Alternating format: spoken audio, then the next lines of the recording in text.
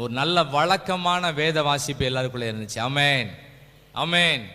இந்த வேத வசனத்துக்கு இன்னொரு பேரு தினமும் என்னை கவனி. டீசல் டேங்க்ல எழுதியிருப்பாங்க, தினமும் என்னை கவனி. தினமும் இந்த வேத வசனத்தை கவனிச்சா நம்ம வண்டி நல்லா ஓடிட்டே இருக்கும். எவ்வளவு தடைகள் வந்தாலும் மாறும். இந்த வேத வசனத்தை கவனிக்காம இருந்தா எல்லா பிரச்சனையும் நம்ம மேல விழும், நம்மளால எழும்ப முடியாது. சவுல் ராஜா கையில ஈட்டியோட இருக்கிறாரு. இந்த உலகம் சாத்தானோட கண்ட்ரோல்ல இருக்கு. இந்த சாத்தானோட கிரியைகளை எப்படி ஜெயிக்க முடியும்னு சொன்னா தினந்தோறும் இந்த சுரமண்டலத்தை எல்லாரும் வாசிக்கணும். ஆமென், ஆமென்.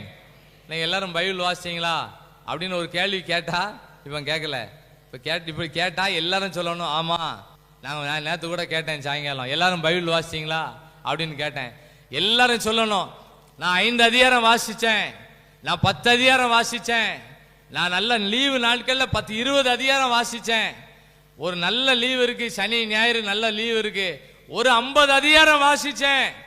வாசித்தால் எல்லா எதிரான சூழ்ச்சிகளையும் கர்த்தர் நமக்கு ஜெயம் தருவார். ஆமென். ஜெயம் கொடுக்கும் தேவனுக்கு கோடி கோடி ஸ்தோத்திரம்.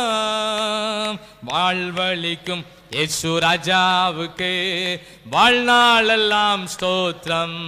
அல்லேலூயா. ஜெயம் கொடுக்கும் தேவனுக்கு கோடி கோடி ஸ்தோத்திரம்.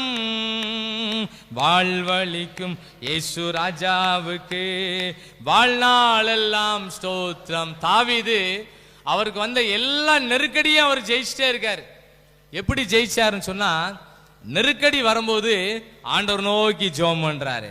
ஆண்டவர் அவருக்கு பதில் கொடுக்கிறாரு. என்ன பதில் கொடுத்தாரு? நீ சகலத்தையும் என்ன பண்ணுவ? திருப்பிக் கொள்வாய்.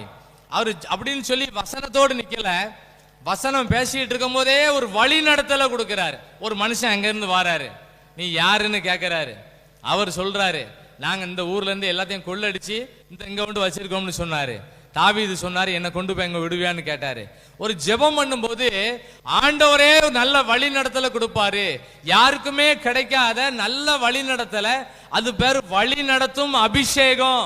அந்த வழி நடத்தல கர்த்தர் உங்க எல்லாருக்கும் நிச்சயமாய் கொடுப்பார். ஆமென், ஆமென். அகித்தோப்பேலும் அப்சலோமும் சேர்ந்திருக்காங்க. அப்சலோம் தான் பையன், அகித்தோப்பேல் வித்தியாசமான ஒரு மனுஷன். 2 பேரும் சேர்ந்து ஆலோசனை பண்ணிட்டு இருக்காங்க. தாவீது ஜெபம் பண்ணுவாரு, கர்த்தாவே இந்த அகித்தோப்பேலின் ஆலோசனை தேவன் பைத்தியமாக்கி போடுங்கன்னு ஜெபம் பண்ணுவாரு. அந்த ஜெபத்துக்கு நல்ல பதில் கிடைச்சது. தாவீது எப்படி ஜெயிச்சாருன்னு சொன்னா, எல்லா சூழ்நிலையிலையும் ஜெபம் பண்ணி எல்லாத்தையும் ஜெயிச்சிட்டார். ஆமென்.